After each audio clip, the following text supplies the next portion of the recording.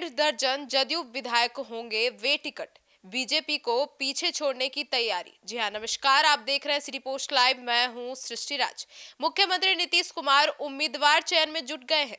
3 मार्च को नीतीश कुमार ने पार्टी के नेताओं से फीडबैक लेने के लिए 3 अक्टूबर को एक अन्य मार्ग से बैठक बुलाई थी और मीटिंग 3 घंटे से ज्यादा चली।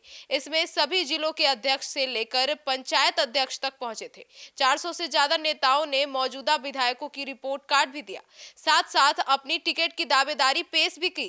इस दौरान उन्होंने संकेत भी दे दिए कि इस बार 20% विधायकों के टिकट कटे जाएंगे। क्या है नीतीश कुमार की योजना, इस बार बातचीत करने के लिए हमारे साथ उपस्थित है सिटी पोस्ट लाइव के चीफ एडिटर श्रीकांत प्रत्युष। तो सर, इस बार नीतीश कुमार उम्मीदवारों का चयन कैसे करने वाले हैं? नालंदा को लेकर विशेष तैयारियों में क्या क्या है? हाँ, नालंदा तो नीतीश कुमार का गृह जिला है, तो वहाँ तो जी विशेष तैयारी होगी ही। जी नीतीश कुमार चाहते हैं कि वहाँ की हर सीट पर जेडीयू का कब्जा हो, और जेडीयू के इस गढ़ में चिराग पासवान भी अपनी भागीदारी चाहते हैं, बीजेपी भी चाहती है, लेकिन सभी सीटों पर जीतना है ये तय करना चाहते हैं नीतीश कुमार। और जेडीयू के पास टिकट के दावेदारों के करीब 500 से 700 आवेदन आए हैं।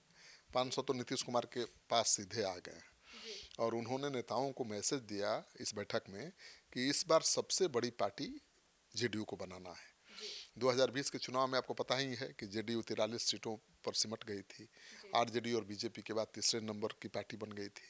जी तो नीतीश कुमार का गृह जिला नालंदा जेडीयू का सबसे मजबूत गढ़ माना जाता है।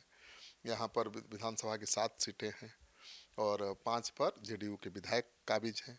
जी बिहार शरीफ सीट बीजेपी के पास है। मीटिंग में भी नालंदा पर फोकस रहा जी और नीतीश कुमार वहां से आए नेताओं से खास तौर से मिले। हर ब्लॉक अध्यक्ष से उन्होंने अलग अलग कमरे में मुलाकात की, 1 to 1 बात की।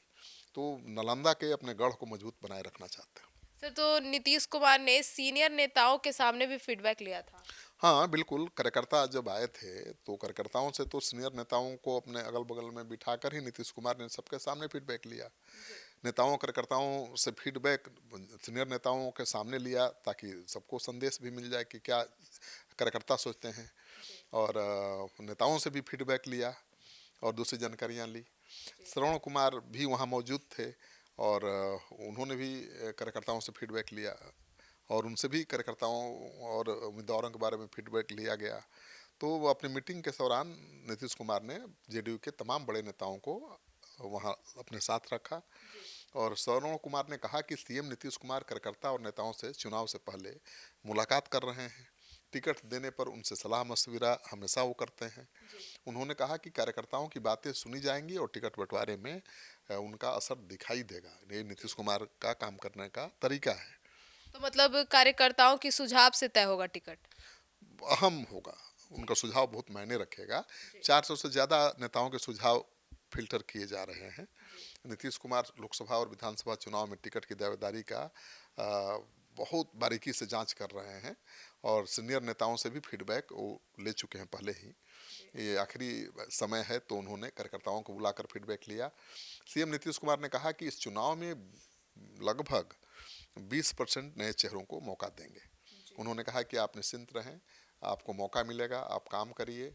2020 के चेहरे को भी बदला जाएगा और खून पसीना बहाने वाले नेताओं कार्यकर्ताओं को पार्टी अहमियत देगी, मतलब उनको टिकट देगी, उम्मीदवार बनाएगी। तो जी नीतीश कुमार के इस स्टेटमेंट से तो जेडीयू के 1.5 दर्जन सीनियर नेताओं की नींद उड़ गई है कि जी किसका टिकट कटने वाला है भाई।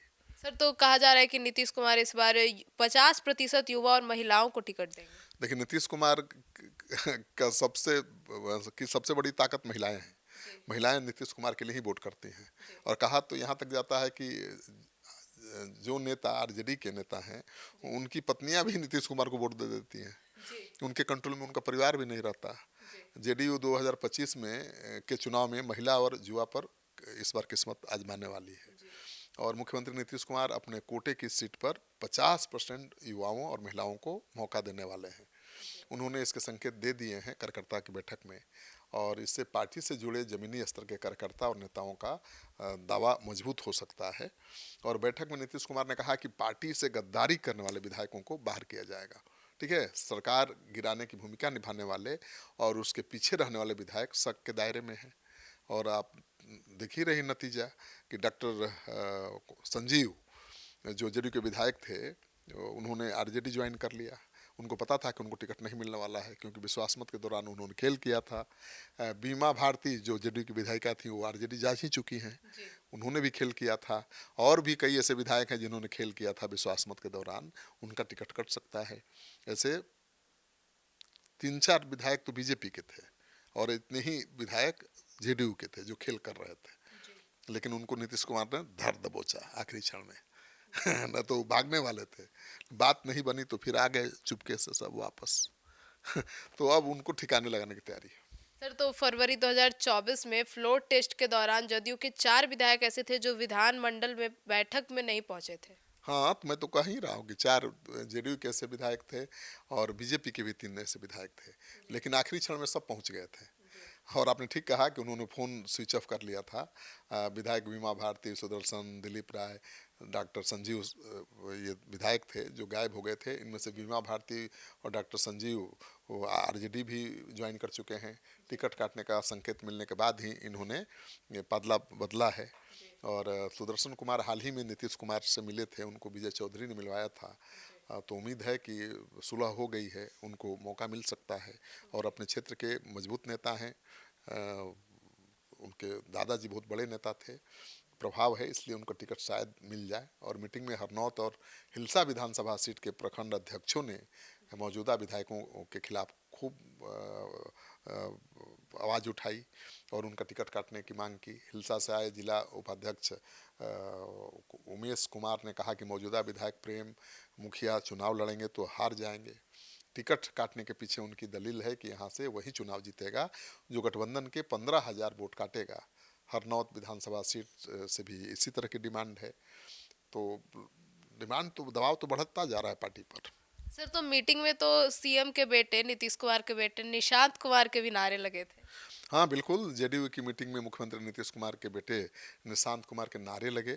हाँ, नीतीश कुमार के सामने कार्यकर्ताओं ने निशांत कुमार को टिकट देने के नारे लगाए।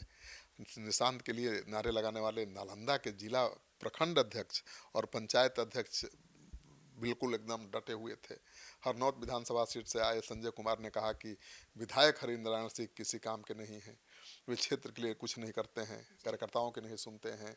मैंने सबकी अपनी अपनी शिकायत थी, तो उनकी टिकट काट दिया जाना चाहिए, उनके बेटे को भी टिकट नहीं मिलना चाहिए।